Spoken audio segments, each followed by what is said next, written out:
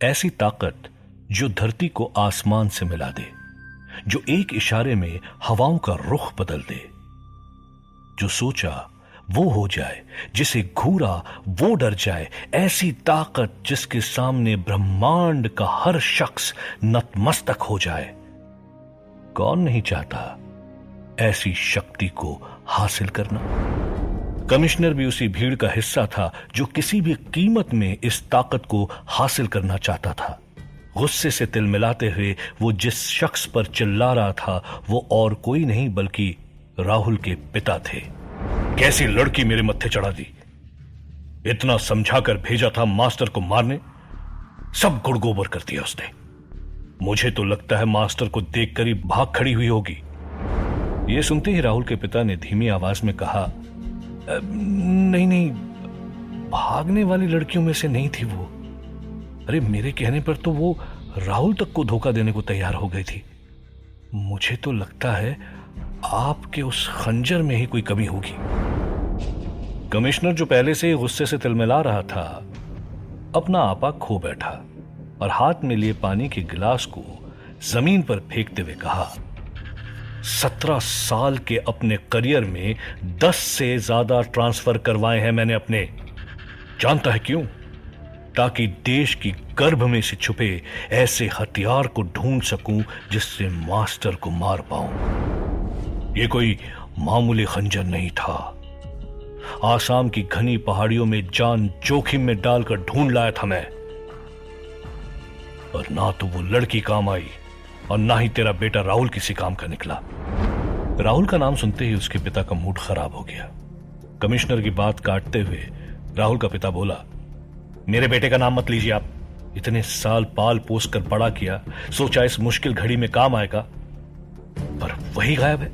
राहुल के पिता ने हाथ जोड़ते हुए कहा, कमिश्नर साहब, आप जो मांगेंगे वो दूंगा। इससे पहले मास्टर मेरा सब कुछ छीन ले, आप किसी भी तरह से उसे ठिकाने लगा दीजिए। कमिश्नर ने गहरी आवाज में कहा, तुझे क्या लगता है ये सब मैं पैसों के लिए कर रहा हूं? पैसों की कमी नहीं है मेरे पास। मुझे तो मास्टर से वो चीज चाहिए जो मास्टर के अलावा और कोई नहीं दे सकता। उस चीज को पाने के लिए अगर मुझे मास्टर को ढूंढने नरक तक जाना पड़े ना, तो जाऊंगा मैं। कमिश्नर की आंखों में मास्टर को पकड़ने का जुनून अपनी हद पार कर चुका था। और तभी कमिश्नर का मोबाइल बजता है। फोन पे बात करते हुए कमिश्नर कहता है, क्या अजंता? ठीक है, मैं बताता हूं। अजंता का नाम सुनते ही राहुल के पिता के भी कान खड़े हो गए थे। कमिश्नर राहुल के पिता के चेहरे का रंग उड़ा हुआ देखकर पूछता है, क्या हुआ? इतना परेशान क्यों लग रहे हो? राहुल के पिता ने कांपती हुई आवाज में पूछा, आपने अजंता का नाम क्यों लिया? कमिश्नर ने सिर हिलाते हुए कहा, अरे वो कुछ नहीं। आज पुणे की यड़वाड़ा जेल में एक हादसा हो गया था। उसी सिलसिले में सीबीआई चीफ नायडू अजंता जा रहा है। मेरे फोर्स से भी कुछ लोग चाहिए थे उसे, इसीलिए फोन किया था। राहुल के पिता ने गहरी आवाज में कहा, वो जरूर राहुल के पीछे अजंता जा रहे होंगे। कमिश्नर ने उत्सुकता से पूछा, राहुल का अजंता से क्या कनेक्शन है? राहुल के पिता ने अपनी कुर्सी से उठते हुए कहा, राहुल ये बात नहीं जानता, पर महेंद्रनाथ गुप्ता के परिवार से उसका बहुत पुराना कनेक्शन है। अगर आपको मास्टर तक पहुंचना है तो सीबीआई के पहुंचने से पहले आपको अजंता जाना होगा। कमिश्नर और राहुल के पिता राहुल के अतीत की जो बात कर रहे थे, वो बातें थोड़ी ही दूर अपने कमरे से राहुल की मां सुन रही थी। ये बातें सुनकर उनकी आंखें नम हो चुकी थी। उनके चेहरे की उदासी साफ झलक रही थी। राहुल जिन सवालों के जवाब के लिए दर दर भटक रहा था, वो सारे राज उसकी मां जानती थी। इस बात से अनजान राहुल महिपाल और उन चूहों को लिए अजंता की तरफ निकल चुका था। काले घने बादलों के बीच बिजली की रफ्तार से उड़ते हुए राहुल ने एक अजीब सा सन्नाटा महसूस किया और हंसते हुए राहुल ने तंज कसा, महिपाल काका, कहीं सो तो नहीं गए? महिपाल ने सिर हिलाते हुए कहा, सोया नहीं, खोया था। आज उसी जगह पे वापस जा रहा हूं जहां की यादें मैं अपने दिल और दिमाग से हमेशा के लिए मिटा देना चाहता था। राहुल ने उत्सुकता से पूछा, अगर आपने वो खून नहीं किए तो फिर और कौन हो सकता है? किसी पर शक है आपको? महिपाल ने कहा, शक होता तो इतना वक्त जेल में नहीं बिताना पड़ता, पर हां, एक ही है जो अपने परिवार को मार सकता था, महेंद्र नाथ का 10 साल का पोता। राहुल ने अचंभे से पूछा, क्या 10 साल का लड़का अपने पूरे परिवार को कैसे मार सकता है? महिपाल ने मजबूती से कहा, वो कोई आम लड़का नहीं था। वो दोनों भाई औरों से अलग थे। बड़ा भाई एकदम होशियार, दिन भर किताबों में लगा रहता था, और छोटा भाई कभी अपने कमरे से बाहर तक नहीं निकलता था।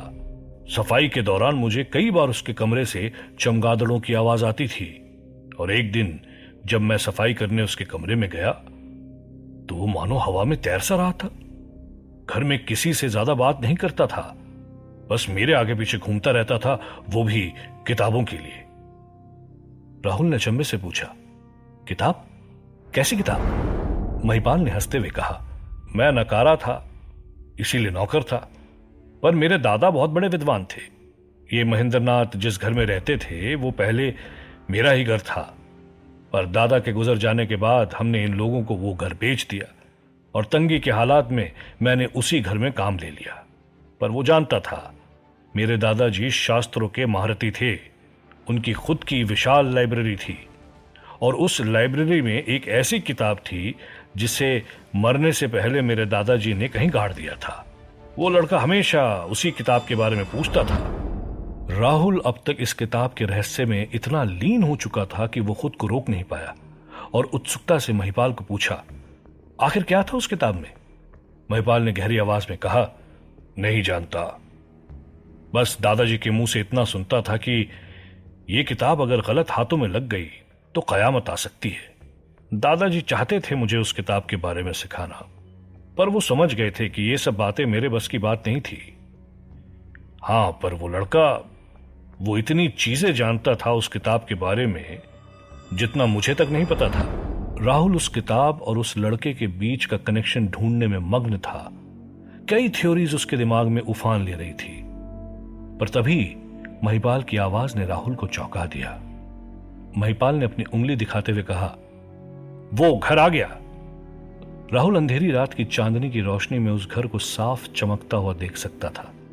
उस घर में कुछ बात तो थी जो राहुल को अपनी तरफ और तेजी से खींचे जा रही थी, और तभी राहुल ने आसमान की ऊंचाइयों से गोता लगाकर जमीन पर कदम रखा। 17.11 उस घर को देखकर साफ पता चल रहा था कि पिछले 20 सालों से यहाँ कोई नहीं आया था। अपनी जीत की घर के बाहर की घास कमर तक बढ़ी हुई थी। आसपास के पेड़ के पत्तों से घर की छत भरी हुई थी। खिड़कियां टूटी और दरवाजे की खूंटी जंग से लदी पड़ी थी। दरवाजा आज भी इतना कस के बंद था कि उसे खोलने के लिए राहुल को अपनी शक्ति का इस्तेमाल करना पड़ा। उस वीरान पड़े घर में घुसने से पहले राहुल ने अपने कपड़ों में झांक कर देखा तो चूहे वहीं थे।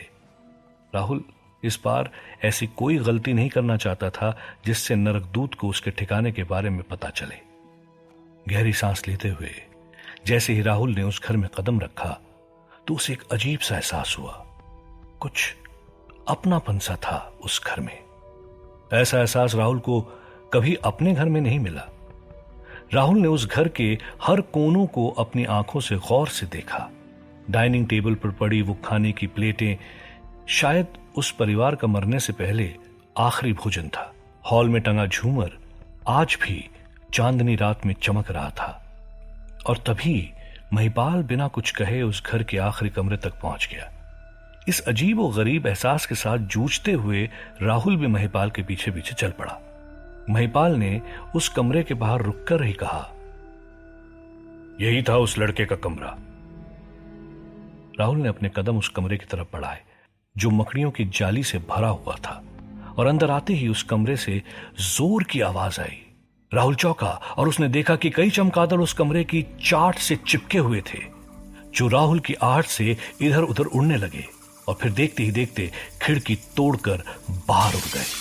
राहुल को महिपाल की वो चमगादड़ वाली बात पर यकीन हो गया था। राहुल मन ही मन सोच रहा था कि कहीं ये लड़का ही तो नरकदूत नहीं। और तभी उसकी नजर दीवार पर लगी उस लड़के की तस्वीर पर पड़ी, जिसे देखते ही राहुल की सांसें थम गई। बेचैन होकर राहुल ने उस तस्वीर को अपने हाथों में उठा लिया और उस पर जमी मिट्टी को साफ करते हुए एक बार फिर गौर से देखा। राहुल को अपनी आंखों पर यकीन नहीं हो रहा था। हाँ, ये ऐसे इंसान की तस्वीर थी जिससे राहुल पहले मिल चुका था, पर वो नरकदूत नहीं था, बल्कि इस बच्चे का चेहरा हूबहू मास्टर से मिलता था। और उसी वक्त राहुल ने घर के बाहर से आ रही आहट को महसूस किया। राहुल ने महिपाल को यहीं रुकने का इशारा करते हुए खुद सावधानी से घर की गेट तक पहुंचा। इससे पहले राहुल बाहर झांक पाता, वो गेट जोर से खुला और वो शख्स राहुल के सामने आकर खड़ा हो गया। ये और कोई नहीं बल्कि कमिश्नर था। कमिश्नर भी छुपी हुई शक्तियों की मदद से जैसे तैसे सीबीआई से पहले यहां तक पहुंचा था, पर उसने भी कभी नहीं सोचा था कि यादव उसे अजंता में मिलेगा। कमिश्नर के लिए तो वो जिस्म यादव का था। कमिश्नर ने हैरानी से पूछा, तू यहां? मैं जानता था गड़बड़ है तेरे साथ, बता राहुल कहां है? राहुल भी कमिश्नर को यहां देखकर हैरान था, पर राहुल ने कमिश्नर की तरफ घूरते हुए पूछा, सवाल तुम नहीं मैं करूंगा। शायद तुमने मेरे बारे में सुना नहीं। जो कांड मैं पुणे में करके आया हूं ना, उसका पता चला तो इतनी हिम्मत से मुझसे सवाल नहीं कर पाओगे तुम। कमिश्नर ने भी हुंकार भरते हुए कहा, सब जानता हूं मैं पुणे में हुए कांड के बारे में, पर तुझे क्या लगता है मैं हैरा कह रहा हूं? पहले भी धोखा दे चुका है तो मुझे, पर इस बार तुझे बच के जाने नहीं दूंगा। और ये कहते ही कमिश्नर ने एक रस्सी निकाली और उसे घुमाकर राहुल की गर्दन में फेंक दिया। देखते ही देखते उस रस्सी ने राहुल की गर्दन को जकड़ लिया था। राहुल ने हंसते हुए कहा, इन सब का मुझ पर कोई असर नहीं होगा। राहुल ने उस रस्सी को अपने हाथों से पकड़ा और उसे तोड़ने की कोशिश की, पर राहुल हैरान था। वो रस्सी टस से मस तक नहीं हुई। राहुल ने अब अपनी पूरी ताकत से उस रस्सी को तोड़ने की कोशिश की, पर रस्सी पर कोई असर नहीं हो रहा था। राहुल के चेहरे का रंग उड़ गया था और वो हंसी अब कमिश्नर के चेहरे पे थी। कमिश्नर ने हंसते हुए कहा, मैं तो तुझसे भी शक्तिशाली लोगों से लड़ने के लिए पूरी तरह से तैयार आया था। ये रस्सी कोई आम रस्सी नहीं है। बंगाल की खाड़ी की गहराइयों में डूबे एक जहाज से ढूंढ कर लाया हूं इसे। कितनी भी कोशिश कर ले, अब तेरा मरना तय है। अपने आप को फंसा पाकर राहुल जोर जोर से चिल्लाने लगा, महिपाल, महिपाल मेरी मदद करो। कमिश्नर ने चौंकते हुए पूछा, कौन महिपाल? राहुल ने कहा, वही जिसे पुणे की येड़वाड़ा जेल में फांसी होने वाली थी। मैं उसे बचाकर अपने साथ लाया हूं। कमिश्नर जोर जोर से हंसने लगा और कहा, लगता है तू पागल हो गया है। उस आदमी की मौत तो वहीं हो गई थी, मुझे नायडू ने खुद बताया था। यह सुनते ही राहुल सुन पड़ गया था। उसे यकीन नहीं हो रहा था कि जिस महिपाल के साथ वो अब तक था, वो महिपाल नहीं बल्कि उसकी आत्मा थी। और तभी राहुल के कानों में महिपाल की आवाज गूंजी, मैंने कहा था ना, मेरी पूरी जिंदगी जेल में ही गुजर गई। तो अब तक राहुल जिसे बचाने के लिए अपनी जान खतरे में डाल रहा था, वो पहले ही मर चुका था। राहुल अब अपना आपा खो बैठा था। उसने अपनी पूरी ताकत लगाकर उस रस्सी को खींचा। दूसरी ओर से कमिश्नर ने भी अपना पूरा जोर लगा दिया, इतनी शक्ति से कि पुराने घर की इमारतें हिलने लगी और फिर अचानक से वो रस्सी टूट गई। रस्सी के टूटने की ताकत से पूरी जमीन हिलने लगी और एकाएक जमीन में एक बड़ा सा गड्ढा हो गया, जिसकी गहराई में राहुल गिरता चला गया। राहुल को अंदाजा भी नहीं था कि वो जमीन से कितनी फीट अंदर जा गिरा था। अजंता से मीलों दूर एक खूबसूरत झरने से पानी गिरने की मधुर आवाज आ रही थी। आसपास के गांव के लोगों का मानना था कि रात में इस झरने के किनारे अप्सराएं आकर नृत्य करती हैं, पर रात के घने अंधेरे के बीच वहां कोई अप्सरा नहीं बल्कि एक आदमी खड़ा था। पर यह शख्स कोई और नहीं बल्कि मास्टर था, जो चलते चलते उस झरने के करीब आ गया था। और तभी मास्टर ने चूहों से भरा पिंजरा उठाकर झरने के पास रख दिया और अपने हाथ के एक इशारे से उस पिंजरे का दरवाजा खोल दिया। पर हैरानी की बात तो यह थी कि पिंजरा खुलने के बाद भी एक भी चूहा उस पिंजरे से निकलने को तैयार नहीं था, मानो जैसे पानी से एक अजीब सा डर था उन्हें। मास्टर उस पिंजरे के पास आकर हंसते हुए बोला, पानी से डरना नहीं है, मुझे देखो। ये कहते ही मास्टर ने पानी में छलांग लगा दी और तैरता हुआ पानी के दूसरे किनारे तक पहुंच गया और कहने लगा, अब तुम्हारी बारी। पर इसके बावजूद भी एक चूहा भी कूदने को तैयार नहीं था। मास्टर ने झल्लाते हुए कहा, तुम लोग ऐसे नहीं मानोगे। और तभी मास्टर के एक इशारे में वो पिंजरा जल उठा और एक एक करके सारे चूहों ने पानी में छलांग लगा दी। जैसे ही चूहे कूदकर दूसरी तरफ पहुंचे, वहां एक और पिंजरा आ गया जिसमें सारे चूहे एक एक करके घुस गए। पर एक चूहा था जो इन सब में सबसे बड़ा था। वो छलांग लगाकर सीधे मास्टर के हाथ पर आकर बैठ गया। मास्टर ने हंसते हुए कहा, इस परिवार के तुम सबसे नए हिस्से हो, तुम ही तो सिखाओगे बाकी चूहों को निडर बनना। इतना कहते ही मास्टर ने उस चूहे को नाक से लगाते हुए उसे सूंघा और कहा, ये इत्र की खुशबू मुझे बहुत पसंद है। मास्टर को उस चूहे में अपनी जीत की खुशबू आ रही थी। दूसरी तरफ राहुल धूल से लदा हुआ था। खुद को संभालते हुए जब राहुल अपने पांव पर खड़ा हुआ तो वो देखकर चौंक गया। ये कोई खाई नहीं, बल्कि जमीन की गहराई में दफन एक विशाल लाइब्रेरी थी।